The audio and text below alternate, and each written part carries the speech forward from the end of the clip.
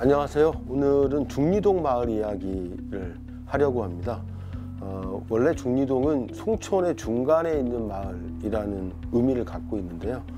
그러니까 송촌동과는 연결되어 있는 마을이다, 이렇게 이해하시면 될 것 같아요. 중리동의 위성 사진을 제가 구해왔는데요. 1983년도의 모습과 2018년도의 모습을 비교해보면 굉장히 많은 큰 변화가 있었다는 것을 알 수 있습니다. 거의 한 35년 정도 만에 왼쪽과 오른쪽의 변화의 모습을 한번 보시면요. 맨 위쪽 위에 보면 산이 보입니다. 우리 중리동에 계신 분들은 구봉약수터로 잘 알려져 있는 여기가 이제 중리그린공원이지 않습니까? 여기가 바로 과거에 이제 구봉산으로 불렸던 곳이죠. 지금은 개발되는 과정에서 산이라고 하기에는 좀 그런 느낌이 좀 덜 나시지만, 과거에는 구봉산이었고 그런 지명이 이제 구봉약수라고 하는 이름으로 남아있다고 보실 수 있을 것 같습니다. 왼쪽으로 두 번째 있는 이 화살표가 바로 현재 우리 중리동 행정복지센터가 있는 위치이고요. 아래쪽으로 송촌동 쪽에서 연결되는 이런 선이 보입니다. 이게 바로 오정천이죠. 그동안에 개발하는 과정에서 이 오정천은 이 중리동 구간 뿐만 아니라 그 위쪽까지 다 복개가 됐다라고 볼 수가 있습니다. 지금하고는 굉장히 다른 모습이고요. 83년도의 모습 속에 지금처럼 이렇게 바둑판 형태로 택지가 개발되고 있는 모습을 확인할 수 있습니다. 어떻게 보면 항공사진, 83년도의 항공사진이 2018년 시점하고 비교해 볼 때 큰 변화가 있었다. 과거의 중리동의 새로운 모습들을 어떻게 보면 사진을 통해서 이해할 수 있을 것 같습니다. 역시 우리 중리동에는 가장 중요한 우리 중리동의 그 중리그린공원 이 위치에 있는 곳은 개독산 산자락이 연결되어 있다고 볼 수 있는데요. 송촌동에서 뻗어나온 산줄기가 즉 동에서 서쪽으로 대화동을 넘어서 대화동 끝 지점에 시루봉까지 이렇게 쭉 연결되는 개독산의 산줄기를 느낄 수 있고요. 그리고 지금 바로 이 파란색 선이 복개되어 있는 그 오정천의 모습이라고 볼 수 있습니다.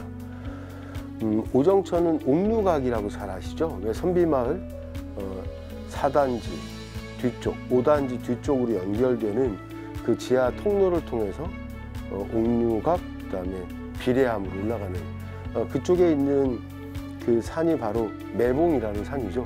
그 매봉은 응봉하고도 연결이 됩니다. 매응자를 써서 응봉이라고도 하죠. 현재 그 매봉과 관련된 지명은 매봉초등학교라든가 매봉중학교로 연결됩니다. 오정천이 바로 그 옥류각으로부터 연결되는 그 시내 그 계곡에서부터 시작됐다라고 볼 수가 있는 거죠. 산줄기도 그렇고요, 물줄기도 다 동에서 서쪽으로 그렇게 뻗어간다라고 이해하시면 될 것 같아요. 마을 자원과 관련해서 우리가 여러 가지 유형과 또 그 사례를 살펴볼 수 있는데, 마을 자원을 우리 지도라고 하는 도구를 통해서 표현을 합니다. 지도는 위치를 기반으로 하고요. 그곳의 장소들이 하나씩 점으로 또 선으로 또 면으로 연결되면서 중리동에 갖고 있는 마을 자원에 대한 이해를 이 사실 지도에서 다 표현할 수 있는 거죠. 대표적인 마을 자원을 크게 4가지 유형으로 나눠볼 때 자연적 자원, 그 다음에 역사적 자원, 경제적 자원, 사회적 자원으로 나눌 수가 있을 것 같아요. 아까 언급한 개독산, 또 오정천, 또 특히 우리 중리동에는 어린이 공원이 참 많은데요. 대표적으로 자연적 자원이라고 할 수 있죠. 역사적 자원은 쌍청당을 비롯해서 송해당 이런 등등의 오랜 문화재가 우리 중리동에 있습니다. 대표적인 역사적 자원이라고 할 수 있죠. 경제적 자원은 중리동이 자랑하는 대덕구의 가장 규모가 크다고 할 수 있는 시장이 있지 않습니까? 바로 중리시장입니다.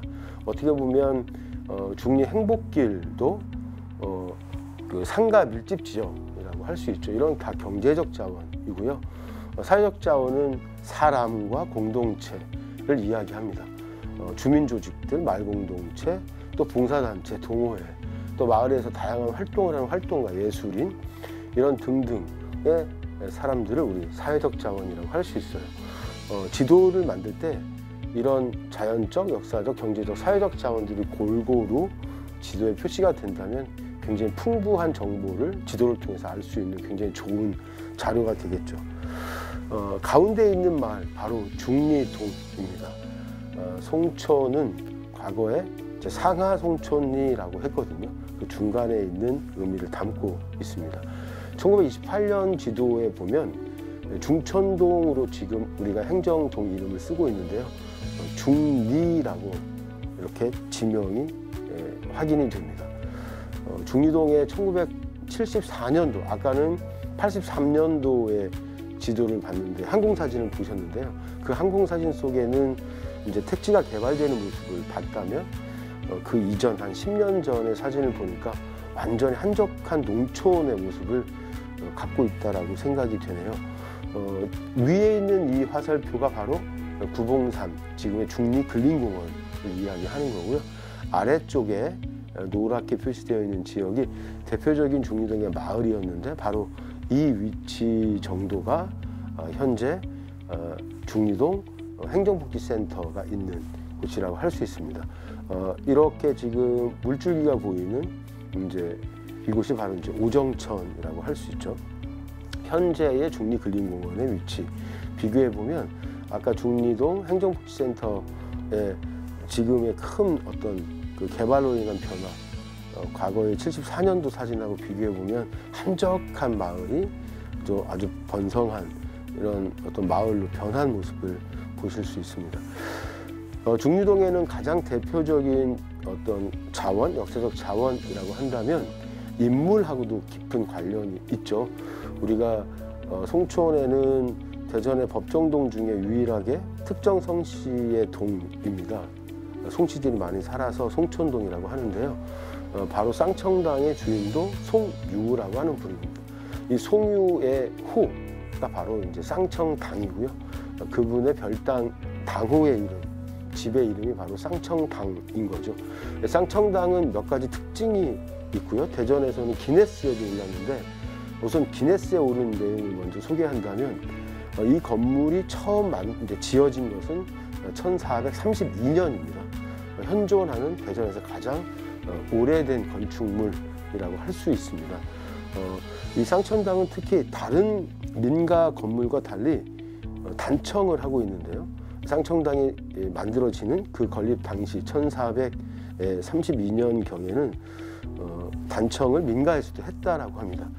근데 그 이후에 경국대전에서는 요즘으로 얘기하면 건축 제한이 있는 거죠.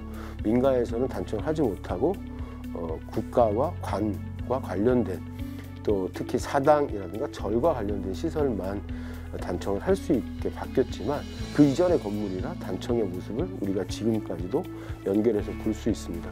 쌍청당은 언제 가도 참 좋은 그런 장소인데요.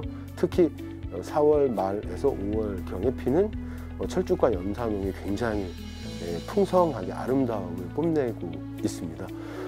그리고 7월, 8월 이쯤에 가면 버즘나무라고 불리는 나무죠. 간지럼나무라고도 하고요. 백일홍이다 이렇게도 얘기하는 나무인데 100일 동안 꽃이 피고 지고 피고 지고 한다는 나무입니다. 아주 빨갛게 물든 그런 모습을 이 쌍청당 건물과 같이 견조하고 굉장히 아름다움을 뽐내고 있죠. 가을 단풍도 굉장히 아름다운 그런 지역이기도 합니다. 이 쌍청이 갖고 있는 의미는 두 가지가 맞다는 건데요.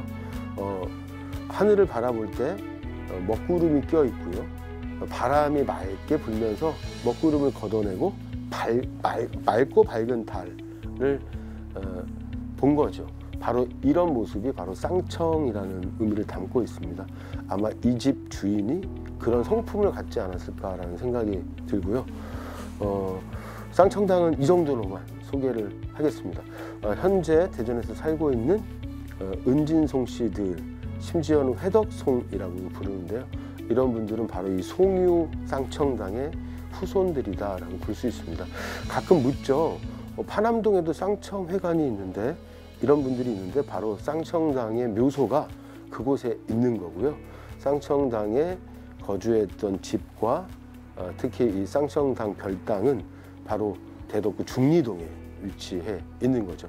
중리동의 가장 대표적이면서 자랑할 만한 그런 역사 자원이라고 할 수 있습니다. 아이들이 함께하는 아까 잠깐 소개했던 4월 한 20일 이후의 모습입니다. 쌍청당의 어머니는 바로 고흥유 씨입니다. 개성에 살다가 남편이 일찍 돌아가시니까 4살짜리 아이를 업고 개성에서부터 이 회덕까지 왔다는 그런 스토리가 있죠. 여기에 등장하는 재미있는 일화도 있습니다. 호랑이가 등장하죠. 또 심지어는 그 호랑이 등에 업혀서 어린 송유를 이 회덕까지 함께 그 호랑이가 태워서 왔다라는 이야기가 전해지는 아주 재미있는 스토리가 있는데요. 아래쪽에 있는 이 큰 바위에 새겨져 있는 글씨는 상하송촌리 삼강여입니다. 우리가 삼강오륜이라고 하죠. 특히 충과 효와 이 열은 조선시대에 굉장히 중요한 덕목이었습니다. 어떻게 보면 요즘으로 얘기하면 조선시대에 가장 중요한 충과 효와 열의 고장이라고 할 수 있는 이 그랜드슬램을 달성했다라고 할 수 있는데, 정려가 바로 요즘으로 얘기하면 뭐 표창장, 훈장 정도는 될 것 같습니다. 바로 회덕의 충과 효와 열을 다 받았다라는 것을 이 바위에 새긴 모습입니다. 충신으로는 여러분들 그 대양초등학교 옆에 이시직공 충신정려가 있고요. 효는 우리 동춘당에 보시면 송씨 3세 효구허비, 효자 구허비라고 하는 것이 있습니다. 정려 구허비요.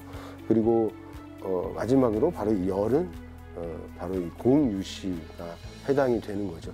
고흥유 씨는 아까 말씀드린 것처럼 송유의 어머님이시라고 말씀드렸잖아요.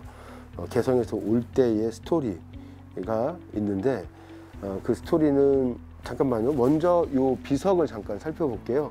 열부 고흥 진사 송극기 처 고흥유 씨 지려 이렇게 되어 있네요. 왼쪽에 있는 비석이 예전에 만들어진 비석이고요. 이제 너무 오래됐기 때문에 새로 최근에 만든 비석입니다. 지금 아이들이 그 그러니까 쌍청당의 어머님 고흥유 씨의 정려의 계단에서 어떤 공연을 하는 모습을 보고 있는 것 같습니다. 내용을 보니까요, 개독산이 보이고요, 호랑이도 보이고 어린 송유도 보입니다. 어떻게 보면 인형극을 통해서 개성에서 송유와 고흥유 씨가 내려온 이야기를 이런 재미있는 인형극으로 아이들한테 우리 고장의 역사적인 이야기, 인물에 대한 이야기를 풀어가는 그런 프로그램을 진행하고 있는 것 같습니다. 저도 개인적으로 이렇게 손인형을 만들어서 왼쪽에 호랑이, 그리고 가운데가 송유이네요. 아마도 오른쪽이 송유의 어머니 고흥유 씨인 것 같습니다. 자, 이렇게 주요 5인물이 등장해서 인형극을 만들었고요. 이 인형극은 초등학교 친구들, 초등학교 아이들이 그 현장, 바로 쌍청당 앞에서 간단한 대본을 연습해서 바로 공연으로 직접 체험해 볼 수 있는 이런 프로그램도 진행해 본 경험이 있습니다.